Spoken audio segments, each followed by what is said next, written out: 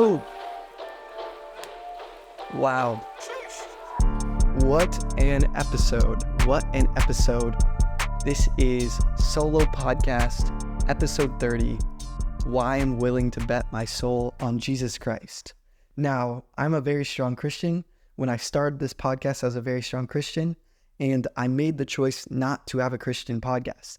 And I actually felt that by not having a Christian podcast, I would have more impact on the kingdom of God, because not having a Christian podcast means that I have more atheist viewers, means that I have more non-Christian viewers, means that when I talk about God, I'm planting the seed with people who don't believe in God. And I always knew that, while a majority of the podcast will not be talking about God, not be talking about religion, I always knew that I'd be open to talking about it, and I'd be willing to plant the seeds when the time is right. And I felt that today was the time for a Godcast. And this year, I've really strengthened my relationship with Jesus. I've really become a strong Christian, and I've really answered a lot of questions. I was not going to be the person who believed in Christianity because their parents believed in it, because I was like, that just wasn't good enough for me. I needed to do the searching, to do the seeking, and to find out if it was true for myself. And over the course of this year, I've proved to myself with 100% belief that Jesus is real, and I'm so confident in it that I'm willing to bet my soul on it. Like, that's how confident I am. That's why it's the name of this episode.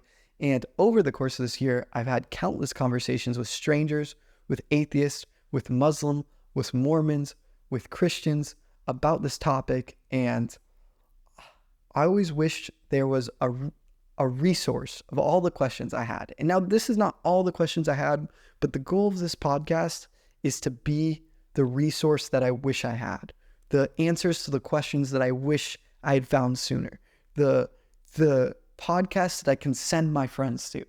And I just want to clarify, I'm not a preacher, I'm not a teacher, I'm not perfect. Take everything I say with a grain of salt. But with that being said, I've taken a lot of notes, and I've prepared this podcast in a way that it would be the resource that I would have wanted when I first looked into religion, when I first considered Christianity. I'm going to start off this episode with a prayer, because I care so much about the way I represent God that I'm just going to ask him for his help. God, I pray that you would guide this episode to be whatever you want it to be. I pray that it would reach the people that you want it to reach. I pray that everyone listening in the audience would open up their heart, that they would not listen with a bias, but that they would just listen with an open mind. God, I pray that the topics I talk about, that I would represent them well and reflect you well, and that I would give good answers, and that the people listening would have understanding. And God, give me wisdom to speak the right words. God, I pray that regardless of how the audience takes this, they would be blessed in their lives. God, I pray that each and every person listening to this podcast would just have bountiful blessings and have your presence in their life, even if they don't know it. God, thank you for everything. Amen. Today, we're going to be talking about 5 topics, which are Pascal's wager, which basically is why you should believe in God rather than being an atheist. Then why specific religion rather than just believing in God. And then why Christianity. And then why does God, quote unquote, send people to hell? And then why does God let evil things happen? These were some of the topics that I struggled with. So the first half of the podcast, the first 3 topics are meant to get you from why you should believe in God at all to why specific religion to why Christianity. So that's the argument for Christianity, is the first half of the podcast. And then the second half, or the second 2 last topics, are questions that I really struggled with, which is why people go to hell if God is loving, and why does evil exist. So I'm going to do my best to explain those things to you. And without further ado, let's get into it. So the first thing is Pascal's wager. I'm going to put up a chart for Pascal's wager right here. If you're on YouTube or Spotify, you should come look at this chart, because it will probably explain it better than I can explain it, and it's really simple. But the idea of Pascal's wager is it's an argument for God, and basically it says, if I believe in God and God exists, well, then I get to live forever in heaven in glory and happiness. And it says, if I don't believe in God and God exists, well, then I live forever in suffering and hell and darkness. And it's saying, if I believe in God and God doesn't exist, oh, well, I wasted some time on earth going to church, following rules. If I don't believe in God and God doesn't exist, then your time was spent a little bit more efficiently on earth.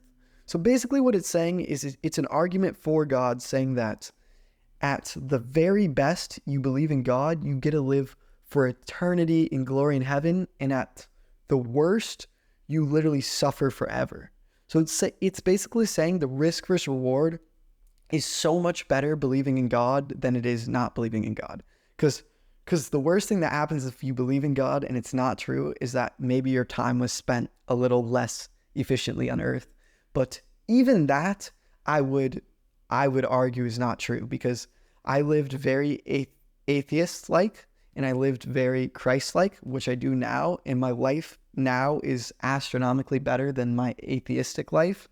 That's been my experience, but so I would even say your time's not even wasted. I'm telling you now, if I got to the end of my life and I died and it wasn't true, heaven or hell didn't exist, I wouldn't be disappointed.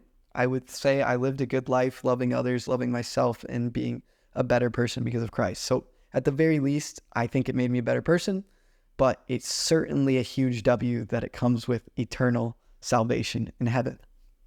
So that's why, and of course, just reading this graph and accepting that this is a good argument doesn't make yourself believe in God. So that's the thing, is that this only is an argument for why you should believe in God. It can't make you believe in God. The second thing is that this doesn't pick specific religion, which leads us into our second topic, which is why specific religion? Why can't I just be someone who says, I believe in God and I'm good? And I'll tell you two reasons.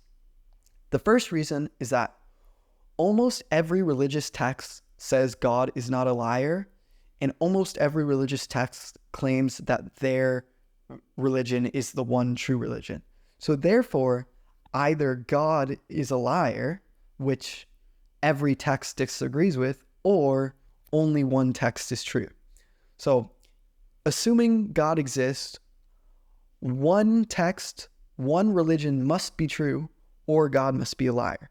And since it's pretty much a unanimous consensus amongst all religions that God isn't a liar, then it must be that one religion is true.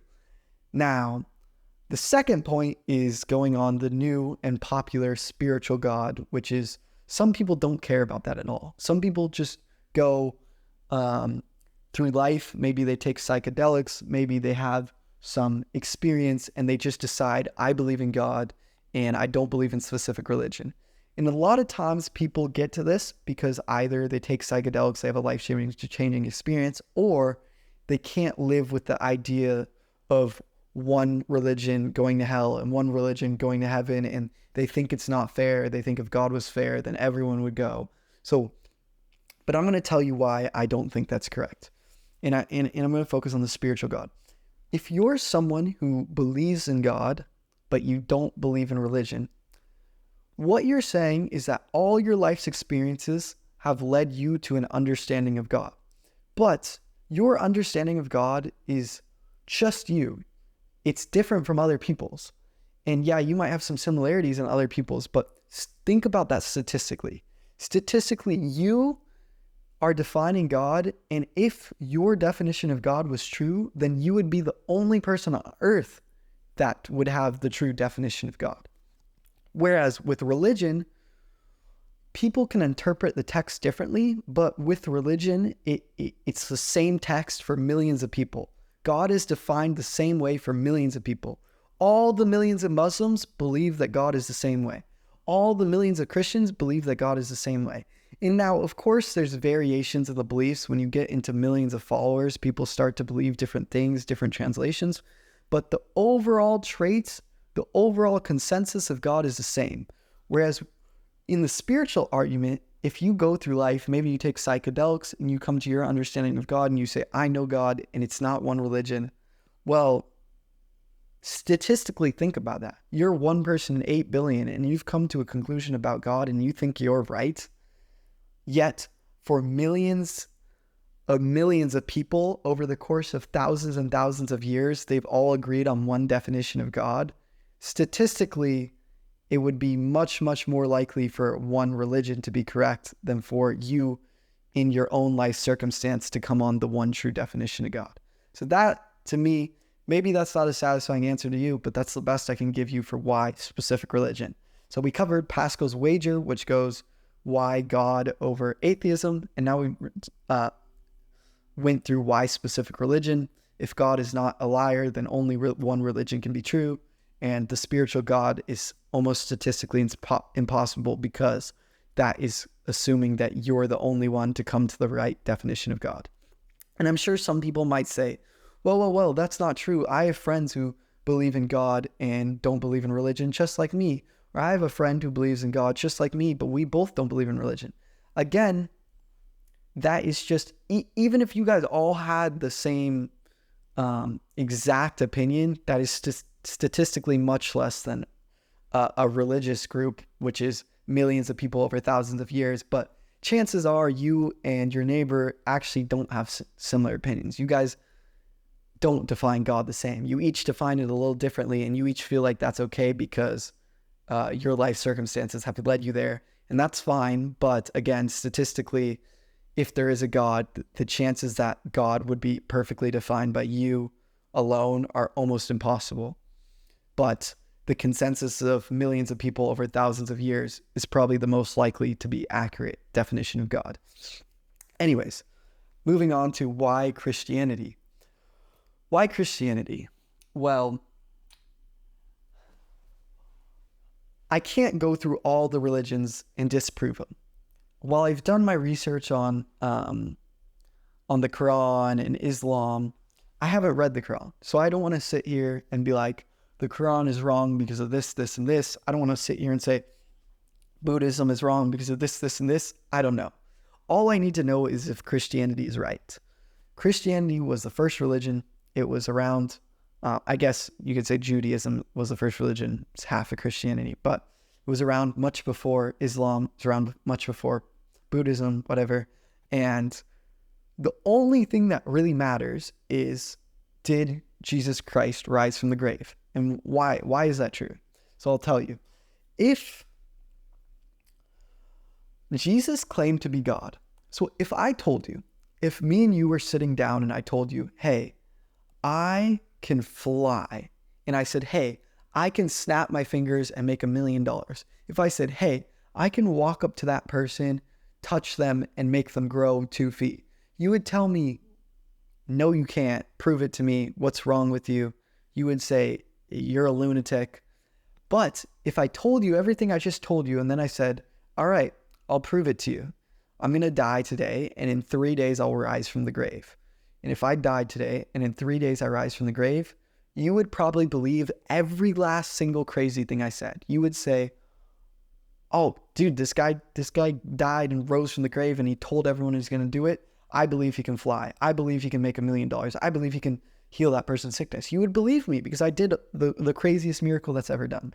So when you take, you take that and you look at what Jesus said. We know Jesus historically was a true, real person. Jesus is not only in the Bible, he's in the Quran, he's in a ton of historical texts. We know Jesus was a real person. In the Bible, Jesus claimed to be God. Jesus claimed to be God, and he told people he was going to die and come back to life in 3 days, and he healed people, and he did miracles, and he did all these things.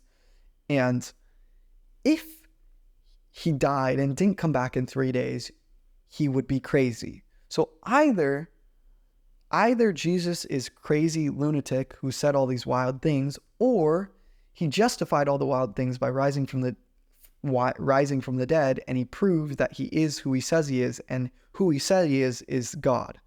So if that is the case, then you must answer the question, did Jesus Christ rise from the grave?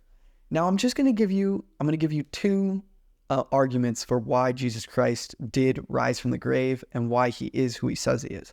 So the first argument is just a logical reasoning argument.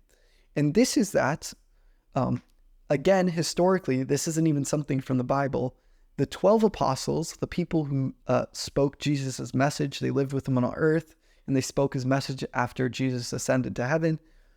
All 12 of them, except one of them, lived lives preaching Jesus, and they all ended up getting brutally murdered and tortured in the name of Jesus.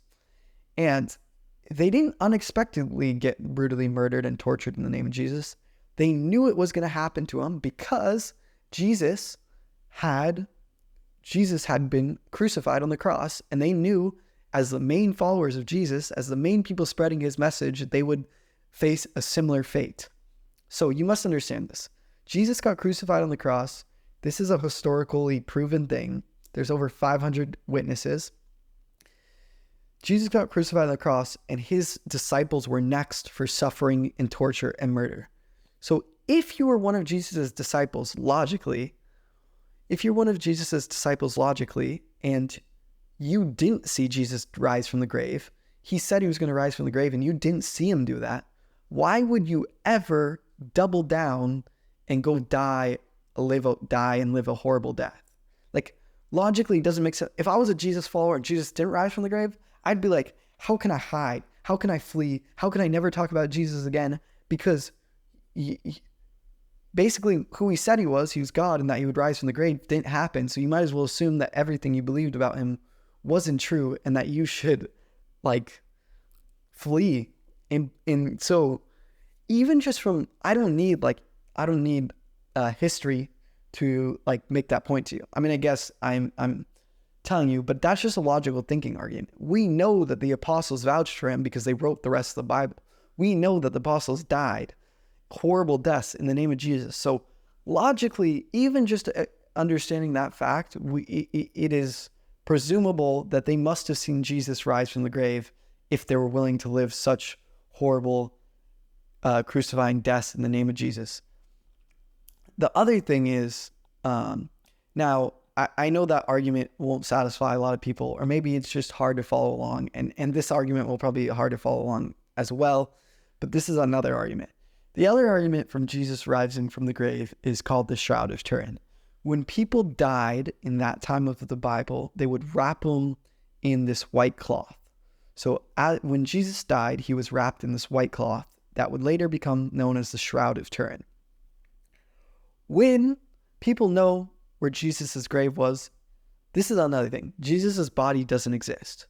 So if Jesus is the most famous person on earth for the past 1,000 years or whatever, and we still haven't found his body, that probably means that it is likely that he rose from the dead and he ascended to heaven, and his body did not stay dead on earth. So that's another argument. But where he was buried, where his body would have been, there was the white cloth that he was wrapped in. And on this white cloth that he was wrapped in, there was a photographic image using negative lighting, or we don't know, but it was like a camera in the sense that it looked like negative lighting, where Jesus's body was projected onto this white cloth.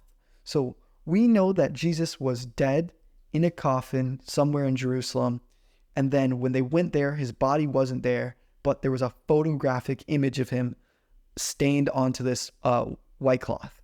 Now, obviously at the time, this wasn't the iPhone, this was plants and berries land, living in tribes. There was no cameras. There's no such thing as negative lighting. Yet, this shroud that they buried Jesus in has a negative depicted image of him. And if you go and look it up, it's all over the internet. This is not a secret. You can go see the Shroud of Turin in some museum. It not only has his image printed on it, but it has blood from where you would have blood. If you were crucified, it has blood in his wrists. It has blood in his feet, and it has the thorny crown on his head, and it has the place where he was stabbed in the stomach on the side. Everything about this cloth says that it was Jesus who was there, and everything about this cloth says that it was Jesus who was there, and it even, think about this. I don't obviously have any idea what resurrecting would look like, But I kind of imagine like it's your soul leaving your body and then your soul comes back into your body, and it seems like it would be a big flash, like some negative lighting thing. And it's literally him printed on a photo. I will put up a photo of the Shroud of Turin right here and you can look at it, but I would encourage you to go look up the Shroud of Turin because this is 100% a real thing. And even the blood on it is the most rare blood in the world. I don't know what it is. I think it's like negative OB. Less than like 0.01% of the population have it. And it's the most rare blood in the world. It was found in Jerusalem. It has all the blood marks from where he would have been tortured, the thorny crown, the hand marks, and the negative printed photo of him. So it's huge evidence that between the 2 points that I'm making, which is the way the apostles repped for him after he died and the Shroud of Turin that he died in, it is fairly, I would say very reasonable to assume Jesus rose from the dead. And if Jesus rose from the dead, then everything he said must have been true. And Jesus claimed to be God, and he claimed that this was the one true religion. So if Jesus is God and he claimed that this is the one true religion, then that is my argument for Christianity. I know that I can't prove a whole religion in 10 minutes, but I hope that that opens your heart to it. So now that we've gone through Pascal's wager, which is atheism versus God, and we went through why specific religion and why Christianity, now I'm going to cover a couple of topics that people really struggle with. The first one being, why does a good God send people to hell? Now, people really struggle with this idea. I know people who are totally on board with God, but they can't get on board with religion because of this idea that one religion would go to hell and one religion would go to heaven. This is a very difficult thing to discuss. But I will start it off with, in the Bible, God is said to be perfectly loving. We cannot have love if we don't have free will. So what does that mean? We cannot have love if we don't have free will. What does that mean? If I'm in a relationship with a girl, and I say, and I start to like her, I start to fall in love with her, and she starts to not like me. Maybe she puts me in the friend zone, and I go, I'm going to force you to love me. Can I do that?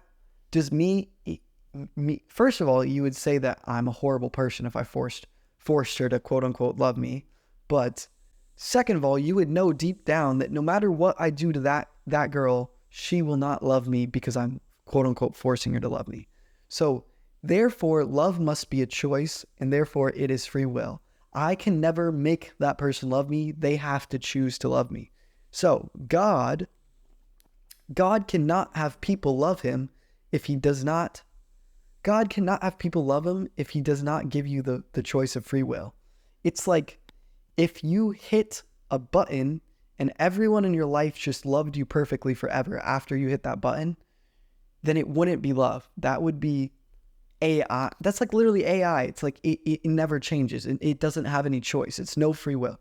So to live in a world with love, you have to have free will. And so God gave us free will. God gave us the ability to choose to love him. God gave us the ability to choose to love him. And therefore, he will not force his love on you. He will not force you to love him, because if he did force you to love him, that would not be by your choice. It would not be free will. It would not be love. Now, people struggle with the idea of free will. They go, well, doesn't the Bible say your name was written in the book of life? The Bible claims that God knows who's going to heaven and hell, that God chose you before you were even born. How can you have free will? Good question. If you create something, you can't exist within it. So let me give you an example. If I create wood, so let's say wood doesn't exist, and I create wood today, then wood couldn't have I couldn't have been made of wood, because if I had been made of wood, then wood would have existed the day I was born. So let me say that again. If I create a hammer, I can't be made of hammer, because if I was made of hammer, then hammer would have existed the day I was born. So I don't know if this concept is making complete sense, but it's just try to follow along and stay along. It's basically saying, if you create something, you can't exist within it. If I invent paper, I can't be made of paper, because if I was made of paper, then it would have been invented the day I was born. So when you create something, you don't exist within it. Now, think about God. If God created time, then God cannot exist within time. Otherwise, if God existed within time, then he couldn't have been the one who created it. If God existed within time, he couldn't have been the one who created it. Just think about that. Because if God existed in time, then time would have been around since God was around. But we know that God exists outside of time, which that means that God can see the beginning from the end. He can see the beginning, the middle, the end. He exists outside of time. Now, this concept as a human is very hard to understand, but I'll do my best to explain it.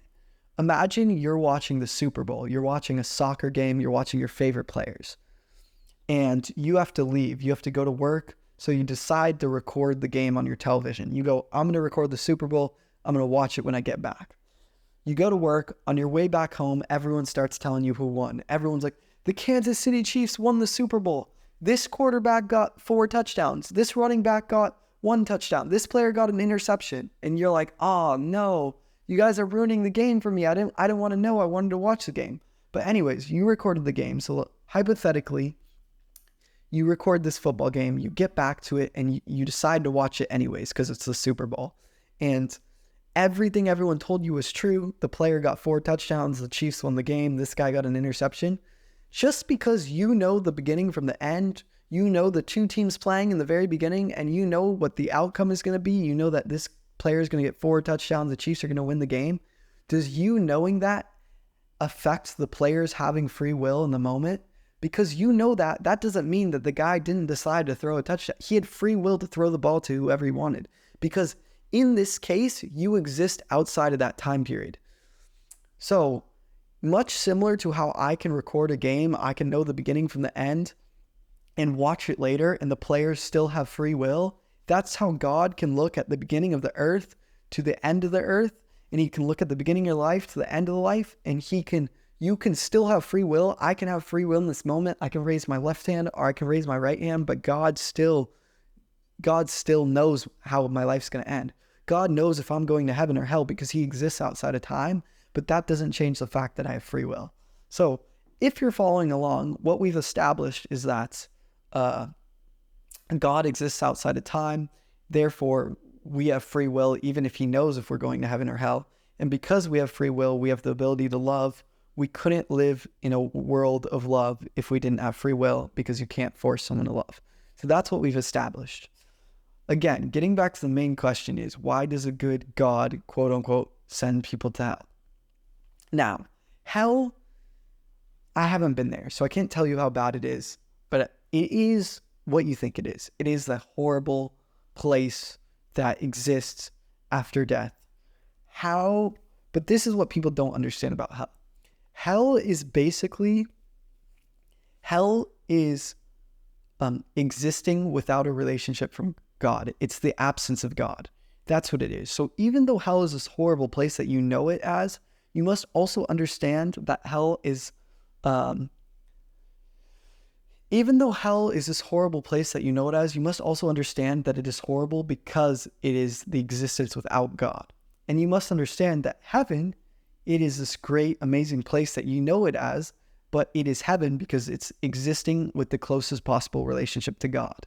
On earth, we live in kind of a middle zone where we all have a relationship with God to varying degrees, and we all have influence with negative spirits in varying degrees. But when you get to hell, you have no relationship with God, and when you get to heaven, you have a perfect relationship with God. So that's what you must understand. Why does this matter? Why does a good God, quote unquote, send people to hell? Well, a good God, quote unquote, does not send people to hell. He actually loves you so much that he gives you the free choice to choose to be with him or not to be with him. So what does that mean? You, as we established earlier, you cannot have love without free will. And if you have free will, you get to choose. The same way that I might look for a potential partner and I might be like, this is the girl for me, and she has to choose to love me. She has to choose to either spend her life with me or spend it with someone else. I can't force her to make that decision. Is exactly what God offers you in heaven and hell. He is not taking people and banishing them to hell, and he's not taking people and sending them to heaven. What God is saying is that I love you so much that I'm giving you the free will to choose if you want to spend eternity with me or without me. And it just so happens that if you choose to spend eternity without him, that eternity looks like hell. And if you choose to spend eternity with him, that eternity looks like heaven. I don't know if that is a satisfying answer to you. I'm going to go a little bit more into it, which is why does existing without God equal hell? And why does existing with God equal heaven? And I'll explain it this way. I'm sure a lot of you guys are like, I live on earth. I don't believe in God. Why is earth not hell? I'll explain it this way. As an atheist, if you think anything is wrong, you are either one, stealing from God's moral law, or it's just your preference. So let me explain that. If I say I'm an atheist and I believe killing babies is wrong, I believe stealing is wrong, I believe lying is wrong, these are my moral terms. As an atheist, this is what I believe. Well, me, as a Christian, I could say, well, why are any of those things wrong? I know why they're wrong to me. I have a God who told me these things, a God who put this law in the 10 Commandments, who gave it through the Bible. He established what is good and what is bad. He said, thou shalt not kill, thou shalt not steal, thou shalt not lie. So I have an understanding of good and wrong. But if you say, I don't think you should kill, and you're an atheist, well, why not? Hitler thought you should kill. So you believe that you shouldn't kill, but Hitler believes that you should kill. There's no mediator. You are both human minds. It's just your preference is that you shouldn't kill, and Hitler's preference is that you should kill, and you should kill millions of Jews. So what makes you right and that person wrong?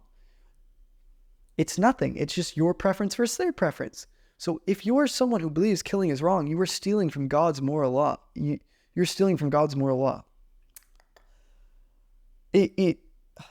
This concept is very, very important, that if there is no God, then there is no moral law. It's just my preference versus your preference. It's just Hitler believes that you should kill millions of Jews. Stalin believes that you can just massacre people. And I believe you shouldn't murder. Well, who's right? We all are equals as humans. We all have human brains. It's just my preference versus Hitler's preference or Stalin's preference. Nothing makes one of those right or wrong. If you're an atheist, that's what your moral code should be. And now, if you're listening and you're an atheist and you're sitting there like, dude, what the hell? I do not agree with this. I don't think you should kill. I don't think you should murder. This is a wild argument. Well, when you say, I don't think you should kill. I don't think you should murder. And I'm an atheist. How did I come to that conclusion if I don't have religion? And I go, you came to that conclusion because God wrote it on your heart. God put it on your heart. That's why you have that conclusion. It's not saying that atheists don't understand morality. You understand morality. The point is that where do you get it from? If you're an atheist, you can't have gotten it from anywhere. It's just your human perception versus someone else's human perception. But you know it's wrong because God put it on your heart. In the same way that everyone on earth has some degree of a relationship with God. And to tie this back to the question, why does a good God, quote unquote, send people to hell? Well, it's because he doesn't send anyone to hell. He gives you free will to choose to live with him for eternity, or free will to choose not to be with him for eternity. And now we're getting the question, why is hell the existence without God? Well, because the existence without God is no moral law. So if hell exists without God, then there is no moral law. There's no one to say what is good, no one to say what is bad. It can just be the most horrible, torturing. It's just someone's presence versus someone else's presence. But then it goes, well, why would a human suffer in hell? It's because we were created in the image of God. We were meant to have a relationship with God. And when we get to hell, we realize how desperately we wish we were in the other place. And it's because there is no moral law in hell. The worst of the worst things can be done. The hell, the fire, it's the existence without God. Now, I say you're made in the image of God. How can I prove to you that you're made in the image of God? Well, one, I can prove to you by your moral law. If you believe killing is bad and stealing is bad and lying is bad, congratulations, you have God written on your heart.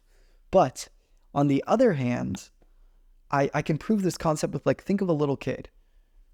you have to potty train a little kid. When a little kid gets to a certain age, you have to go, hey, you need to poop in this toilet. You need to pee over here. You need to teach them that. But a little kid will know that it's wrong to steal. They'll take their brother's toys. You'll never have told them not to take their brother's toys because they're like 3 years old or whatever. And you confront them and they'll know it's wrong. How do they know it's wrong? Because God put it on their heart. The other thing is kids, people, humans, even adults afraid of the dark. Why are they afraid of the dark? God writes that as God is in light, and that death is in darkness, hell is in darkness. Yet no one goes around teaching, oh, you should be scared of the dark. No one goes, oh, darkness is scary, but yet everyone has this fear of the dark. Why would you have a fear of the dark on your heart for no reason if God didn't place it in you?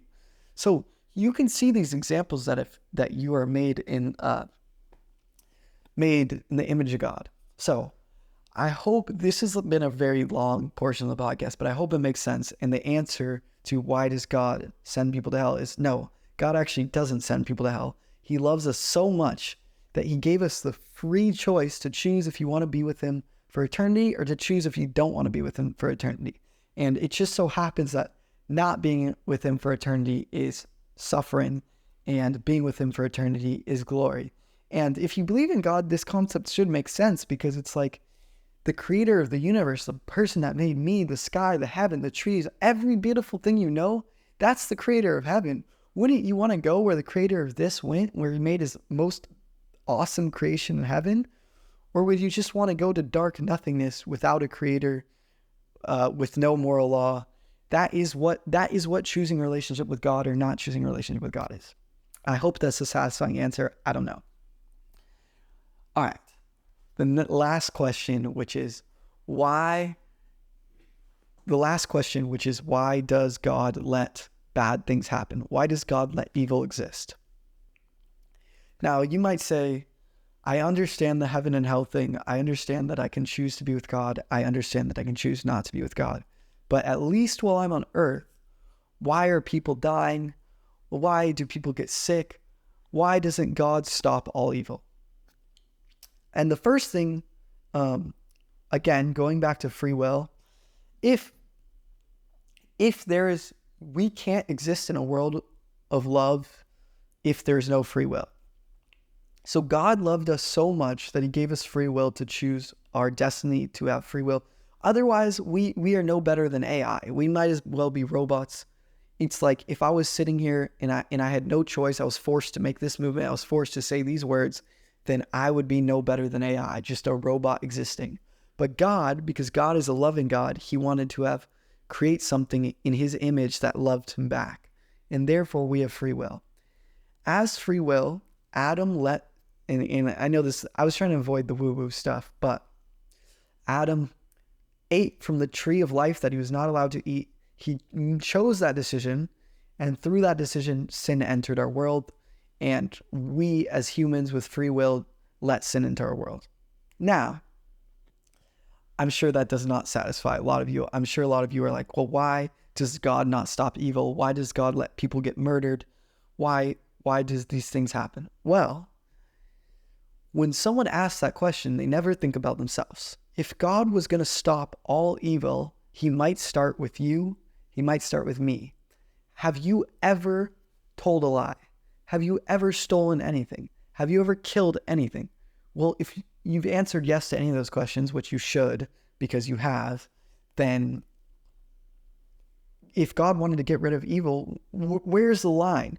So he should get rid of certain evil, but let other evil? No, if God wanted to get rid of evil, he would make a perfect world. And if he was going to do that, it would probably start with wiping out you and me because we are contributors to evil. So God he either has to let it exist or he has to get rid of it. And God, to answer your question, there is a world where God gets rid of evil. It's called heaven.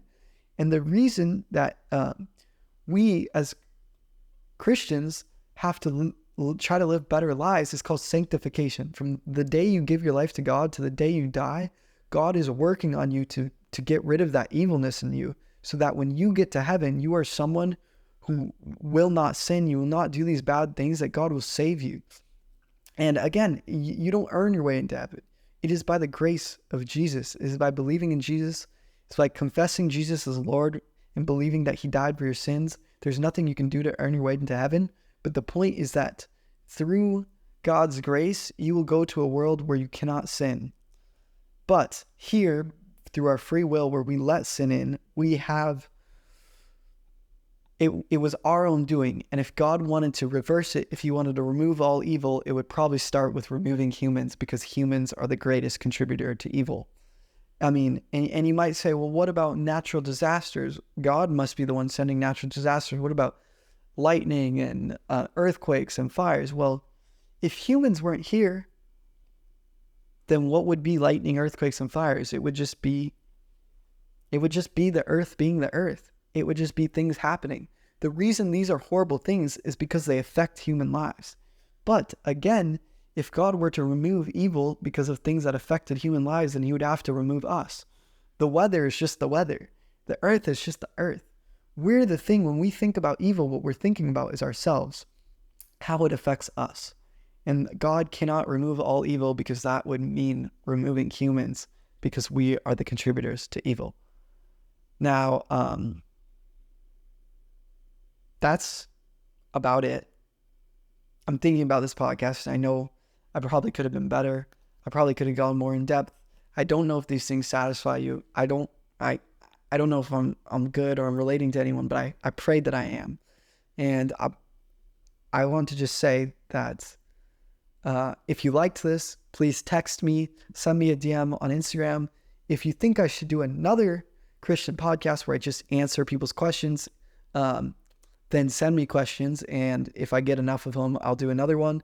And if you are very curious and you want to hear from someone far better than me, then look up apologetics. Apologetics are people who answer religious hardest questions. So, I mean, if you just look up apologetics, it will generally be Christian. It might be Christianity. I really like... There's this guy, what's his name? I want to find him for you. Apologetics.